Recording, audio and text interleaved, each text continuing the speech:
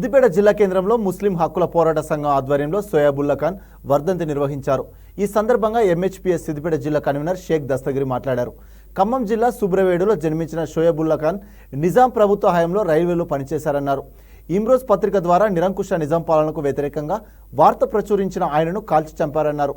ఈ కార్యక్రమంలో జిల్లా కన్వీనర్ శివరాత్రి శ్రీనివాస్, బీడీఎస్ఎఫ్ రాష్ట్ర ఉపాధ్యక్షుడు దబ్బెడ ఆనంద్, యాకూబ్ కనకరాజులతో పాటు రవి, సుధాకర్, స్వామి, రాజోలు పాల్గొన్నారు.